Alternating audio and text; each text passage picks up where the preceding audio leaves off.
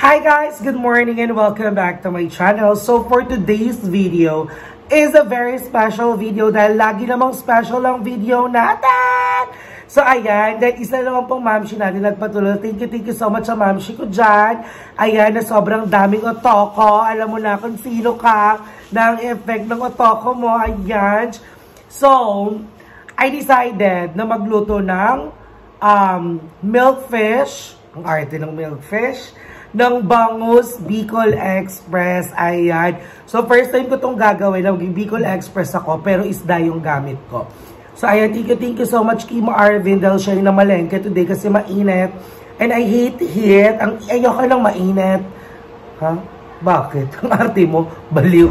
Hindi, siya yung namalengke kasi nasa palengke siya kanina. So, nagpasabay na ako. So, ang ingredients natin for today's video ay...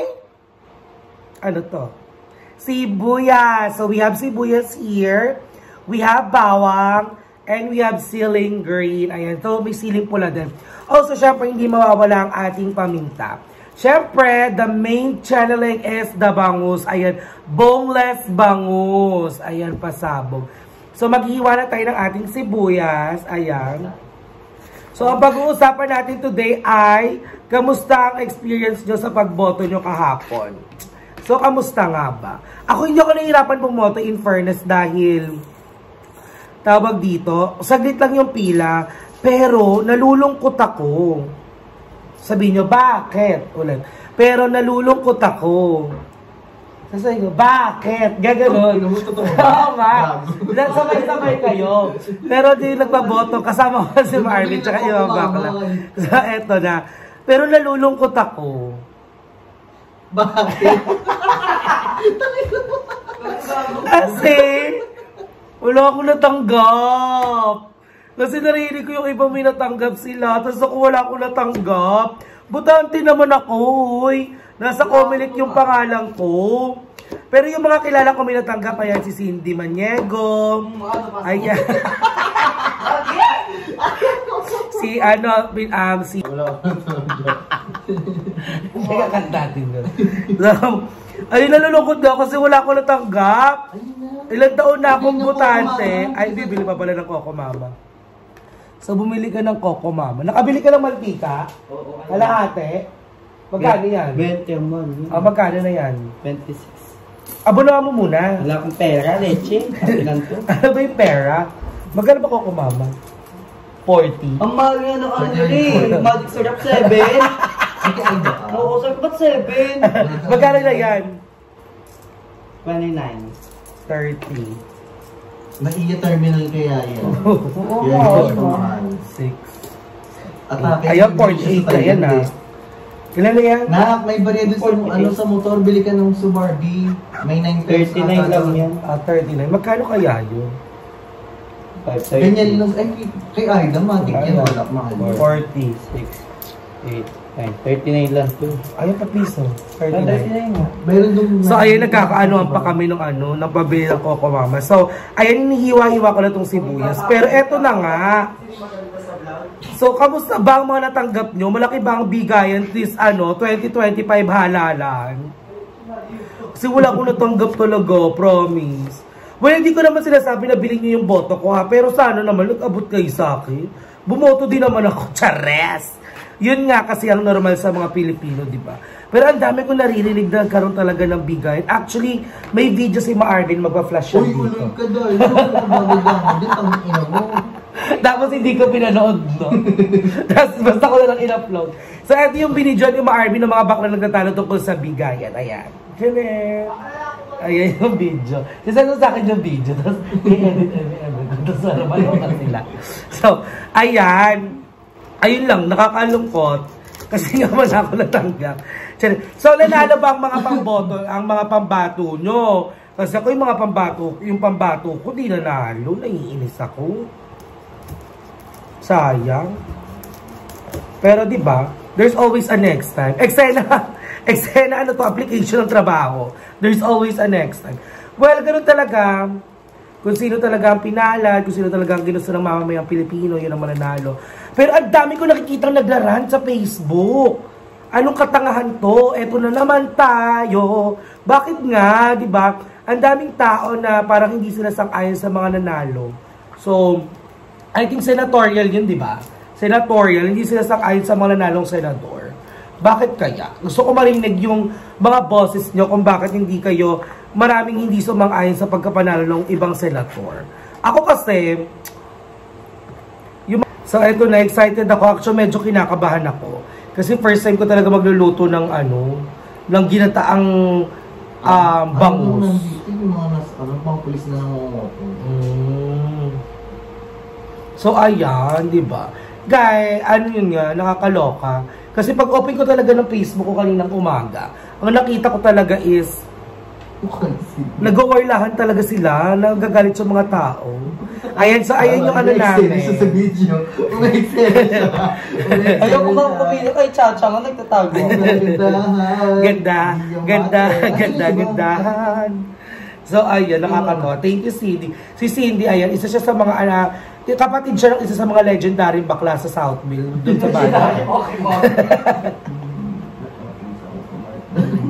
Tapos siya yung kung naaalala, kung taga-13 kayo, kilala nyo siya. Kasi na-captured siya sa Alpha Mart. Ayun ka! Hindi ka taga-13 kung di mo siya kilala. Laro-laro. Eto, may dala siya deodorant, ganyan, ang picture. Sa iba flash natin yan dito. Ayan na, natapos ko nang iwain ng ating sibuyas. So, kayo, kamusta kayo? Ano ba yan? Hindi ko na pagsasabi ko. Kasi ang gulo, ang dami namin pinag-uusapan dito. Kasi pumunta nga dito ang bakla, tapos nag-work from home si Arvin dahil election kahapon. Ha? Hindi ko nga alam ba't di kita binabanggit kita eh. Ayan. So, si Arvin pala yung makeup artist ni Cha. Di ba lumabas sila sa vlog ni Cha? Ayan. Ito yung picture niya dati, magpa-flash dyan. Tumuko mo talaga, Darla. Magko-comment ako din yung picture mo, Darla. Ay, hindi ka makapag-comment ng picture. Walang comment ng picture sa YouTube. O, di PM sa throwback picture mo, Darla. Mahit! Magagalit si Love. So, ayan naman si Cindy. Pero totoo talaga, totoo yung chismis na. Yung may dala kang deodorant sa Alpha Mart. Hindi deodorant gaga. Ano ba yun? Mga skincare ng mga bakla. So gumit ka nga. Ay, hindi ako kumuha. Ay, mukha ko. Meron naman si Pluning, oh. Ano na? Ay, ito ako, diba? Ay, kausap mo mga...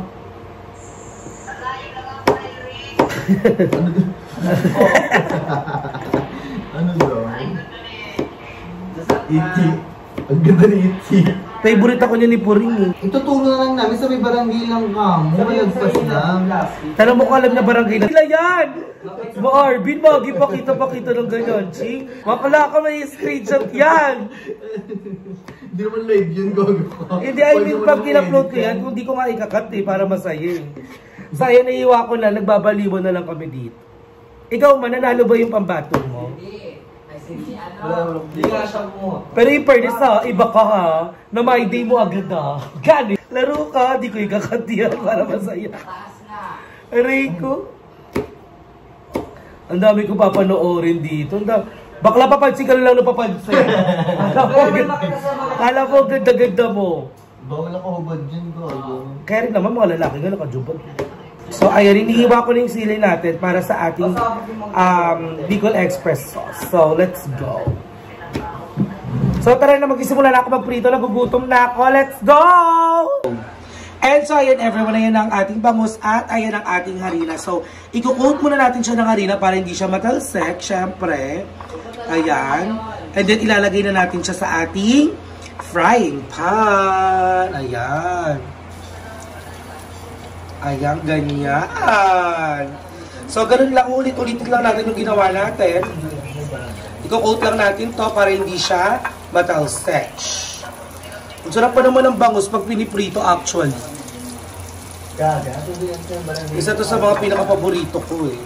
So, ayan, ipiprito lang natin itong bangus. And then after that, kapag luto na siya, ay gagawin na natin ang ating sauce. So, let's go. Babalik ako yung later in a bit. And so, in ever, so kita nyo at golden brown na ang ating ang fish. So, binabaliktad ko na siya. And then, iniprito natin yung mga susunod at natitira pa po. Ito yung masarap sa isda na bangus, yung taba-taba. So, tara na! Let's go! And so, ayun na everyone. At naluto na ang ating bangus. So, magsisimula na tayo mag-isa ng ating sibuyas, bawang at siling green. So, ayan, igigisa-gisa ko lang to. Doon pa rin sa pinaglutuan ng ating isda. Dahil ganun din naman niya, kailangan din natin ng sa flavor ng ating Bicol Express. So, ayan. Gisa-gisa lang. And then after na, kapag medyo brown-brown na ang ating sibuyas bawang, doon na natin ilalagay ang ating bagoong alamang. So, kailangan pa rin guys, may bagoong alamang siya, okay? So, gisa-gisa lang ito. Again, thank you so much, Ma'am Shi, sa paluto mo. Ayan. At magkikita kami ni Ma'am Shi sa January pag-uwi niya. At aampa-ampa kami with the other bites. Ayan. Hi, Ma'am Shi. Ubo na lang. So, hi Ma'am Shi, hope to see you soon. I am so excited to see you on January next year. So, tara, let's go. Luto na ulit. So, ayan, gisa-gisa pa tayo mga. So, ayan everyone, nakikita nyo brown-brown na ang ating sibuyas, bawang at ang ating sili. So, maglalagay na tayo ng bagoong. Grabe yung sili, nakakasamid. So, ayan na yung bagoong. So, ayan, kaya pa kami hatching ng hatching, kaya pa kami ubo ng ubo. So, sobrang anghang ng sili. So, ayan, nagisa na natin ang ating sili. So, ilalagay na natin ang ating gata. So, ayan na yung gata. Lulutuin na lang natin itong gata. And then, ilalagay natin yung isda. Kakaloka yung sili. Maanghang yung siling green. Sa chicken oil mo para ma-advertise. Ayan, diba? So, since hindi tayo maglalagay ng siling pula, ang ilalagay natin ay ating D&D chili garlic. Ayan.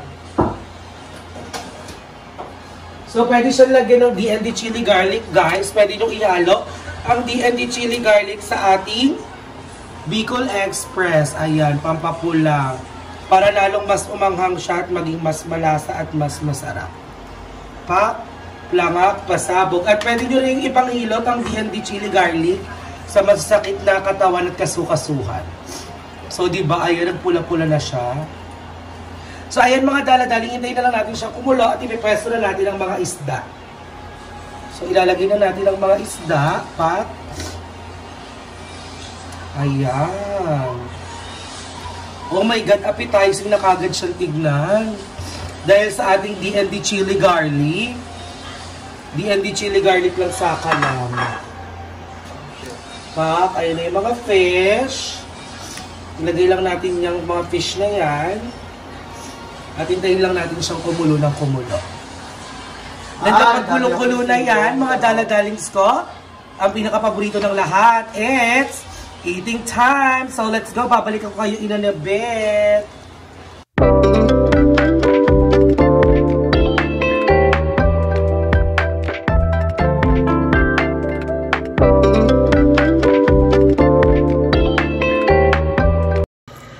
So ayun na everyone, at tapos na tayo magluto. Grabe yung init sa baba. So ayun, pawis tayo at gigisingin na natin si Love dahil magtatangalian na. Love, kain na. Luto na. Nagluto na ako. Gising na ikaw. Nakablog ako, bala ka. Gising na. Love. Hoy. Love. Ano, sige. May camera, lumabang ka. May camera. May camera, lumabang ka. Ganyan mo. Nakain na. Hello. May camera, lumabang ka. Sige. Sige, lumabang ka. May camera. Oh, ano. Hi ka muna sa kanila. Hi ka muna sa kanila. Tayo na, love. Ganyan na pa ako nakatayo. Tayo ba yan? Ay, upo ba to? Sayang, kakain na kami. So, taste na ng ating Bicol Express na bangus. Let's go! Excited na everyone at kain na! Tara na! Kain na here! Gusto ko ng honest review ng ating Bicol Express na bangus. So, yung iba nandun sa baba. So, kinuha ko lang yung portion na kakainin namin. So, nagluto sila ma-Arvin ng talong. Di ba kumakain ka rito? Namimiss mo na? Ayan, kinuha kita. Ay, gusto ko ito itlog lang. Di ba? Saan ka pa nakakita? Ang swerte mo sa asawa mo. Gigisingin kami pagkain na. Ikaw mo yung Bicol Express na bangus. Ang sasabihin mo? Thank you ka muna kay Ma'am Shia. Yan. Thank you so much, Ma'am Shia, again. Na dahil sa'yo, may kakainin naman ang mga bulati namin sa tiyan. So, eto, Ma'am Shia. Ito ang ating Bicol Express bangus. Ito gusto mo diba may taba? Ito. Ako nyo na yung ulo.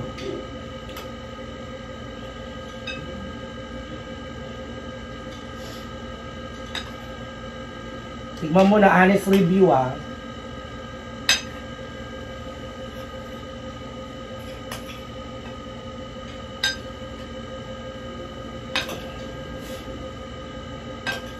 And again, sorry kayo na mga daladali. Hirap na hirap talaga ako mag-vlog at mag-video dahil ubo ko ng ubo sa sobrang anghang nung sili. Ang sakit sa ilong lang, ubo ko ng ubo. Tapos hatching kami ng hatching habang nagigisa ng sili. Anong lasa? Sarap pero maanghang. Alam mo kung bakit siya masarap at maanghang? Dahil meron niyang D&D chili garlic. Nilagyan kayo ng D&D chili garlic. So, yun ang nagpasarap dyan. So, tara guys, kain tayo. Ako naman ang titikam.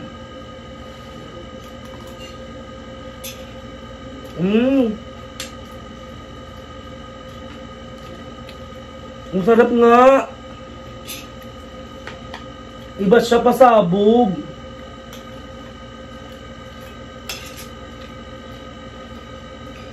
Ay, perfect siya.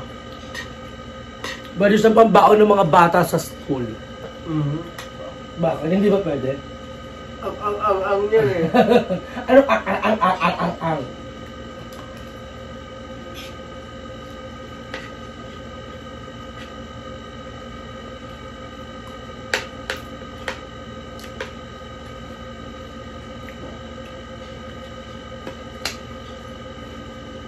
So, ayun guys. I-enjoy lang namin itong pagkain at babalik ako kayo mamaya dahil meron pa kami mga kaganapan na mangyayari. So, again, thank you so much, Ma'am Shi. Magtingin ko muna kay Ma'am Shi. Thank you so much, Ma'am Shi. Ayan, thank you so much, Ma'am Shi. Ayan, so kakain lang kami. Then, babalikan namin kayo in a bit. Yung first time mo makatikin sa luto ni Daladalek. So, how is it? Ang sarap. Oh my God, gano'ng kasarap. Grabe! Sobrang sarap. So ulit? Ulit. Yes, sarap. Sabi mo Darla sarap. Bakla, bulol nga ako. Sarap Darla. Tama naman na. Ay, ikaw ma-RB, dahil nandiyan ka sa likod ng camera tayo magpakita kamusta ang luto ni Dala. Huwag mo na akong pakita naman, eh. Rinig ka dito. First time ko na makatikim ng Bicol Express na bangus. Siya? Masarap pala. Nakasama na to, yung malakas. Masarap pala yung Bicol Express na to. First time ko na makatikim na. So, ulit pa? Hindi na. Pala yung mukha ko naman! So, tara na, mag-play tayo.